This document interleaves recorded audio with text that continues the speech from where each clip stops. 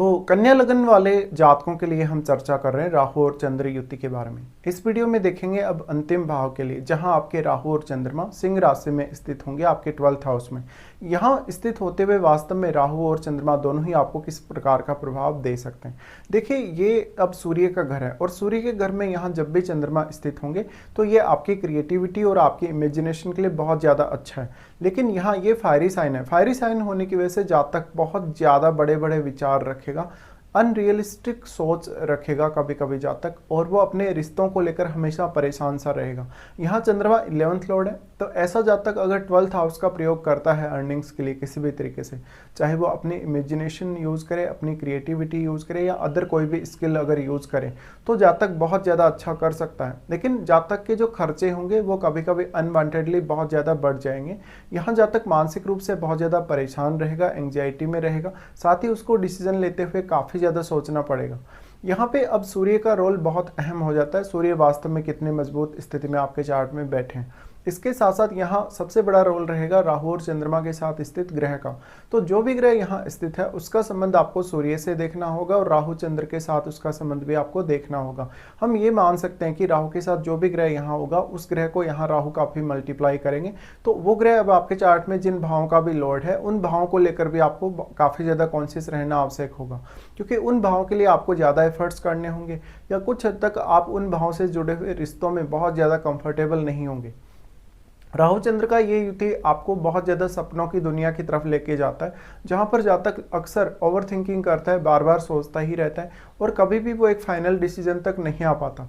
तो यहाँ आपको बहुत ज़्यादा प्रैक्टिकल वे में सोचने की आवश्यकता है। साथ ही साथ जो भी प्लैनेट यहाँ होगा वो यहाँ चंद्रमा को बहुत ज़्यादा प्रभावित कर सकेगा। तो चंद्रमा के साथ और सूर्य के साथ आपको उस प्लैनेट का संबंध देखना होगा। अगर यहाँ बुध जैसा ग्रह स्थित हो तो ये आपके इमेजिनेशन और क्रिएटिविटी के लिए और भी ज़्यादा बेहतर होगा। लेकिन यहाँ जातक बहुत ज़्यादा समय लगाएगा निर्णय लेते हुए, इसलिए ज़्यादातर केस में वो लेट ही रहेगा हर काम में। ऐसे में जातक को कैरियर को लेकर बहुत ज़्यादा डिफिकल्टी रहेगी और लाइफ में शुरुआत में बहुत ज़्यादा अनसर्टेनिटी भी रहेगी। इवन आपकी अर्निंग्स को लेकर भी ये स्थिति बनेगी। यहाँ पे अब जो भी प्लैनेट बैठा है उसका रोल बहुत ज़्यादा अहम हो जाता है। वास्तव में वो प्लैनेट आपकी सोच को परिवर्तित कर सकता है, क्योंकि यहाँ उस प्लैनेट का जो प्रभाव होगा वो चंद्रमा पर काफ़ी स्ट्रांगली पड़ेगा। चंद्रमा आपके 11th लॉर्ड है। 11th लॉर्ड होने के केस में 11th हाउस है वो आपकी अपेक्षाओं से जुड़ा है, तो उतनी ही ज़्यादा आपकी अपेक्षाएं बढ़ती हुई दिखेंगी यहाँ पे। इवन ये जो कंजक्शन है वो आपकी मैरिड लाइफ को भी काफ़ी ज़्यादा इम्पेक्ट करेगा। साथ ही साथ आपके विदेश सेटलमेंट या विदेश से किसी भी प्रकार की आपको अगर इनकम हो रही है।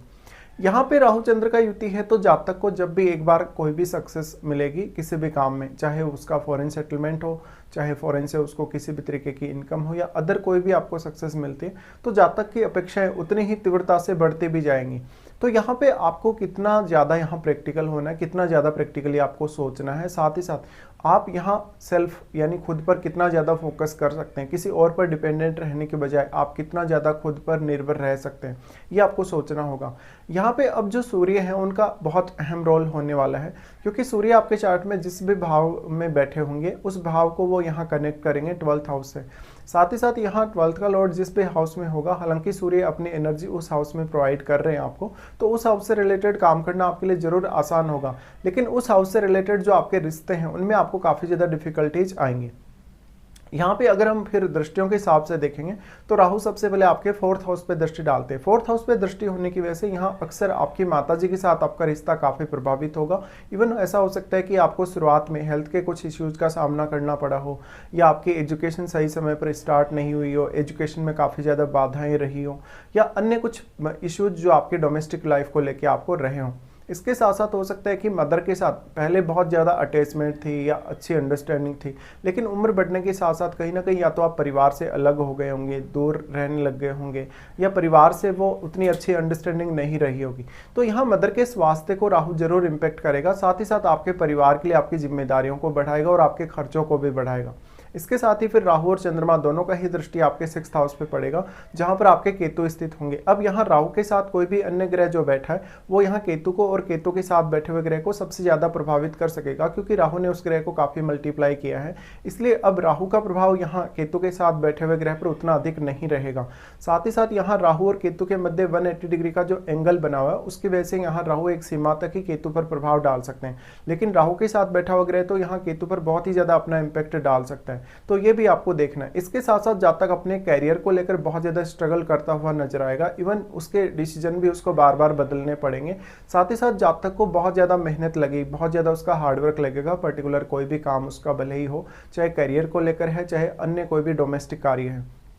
यहाँ पे अब जातक का रूटीन कितना ज़्यादा अच्छा होगा, उसका ऑफिस का एनवायरनमेंट कैसा होगा, वो आपकी सक्सेस को दिखाता है। अगर आप कंफर्टेबली काम कर पा रहे हैं, बहुत ही अच्छे से आपका जो कनेक्शन है अपने कलीग्स के साथ या अपने बॉस के साथ अगर है, तो वहाँ पर कहीं ना कहीं कैरियर को लेकर एक सर्टेनिटी आपकी लाइफ में रह सकती है। लेकिन ऐसा जातक कोई भी ब्लाइंडली फैसला अगर करेगा, जैसे वो कोई कर्ज वगैरह ले लेता है या लाइफ में कोई और फाइनेंशियली कोई बड़ी रिस्क ले लेता है, तो जातक को यहाँ काफ़ी नुकसान होगा। फिर यहाँ राहु का दृष्टि पड़ेगा अष्टम भाव पे। अष्टम भाव पे जो राहु का दृष्टि पड़ रहा है, यहाँ मेष राशि पर दृष्टि डालेंगे तो यह मंगल का घर है। यहाँ पे जब भी राहु का दृष्टि पड़े तो जातक की थिंकिंग को बहुत ज़्यादा डीप बनाता है राहु, क्योंकि वो चंद्रमा के साथ ही बैठा है। तो अष्टम भाव से रिलेटेड कोई भी काम करना आपके लिए आसान जरूर होगा, रिसर्च वगैरह करना आसान होगा, और इससे कहीं ना कहीं आपके इंट्यूशन पावर पे भी असर पड़ सकता है।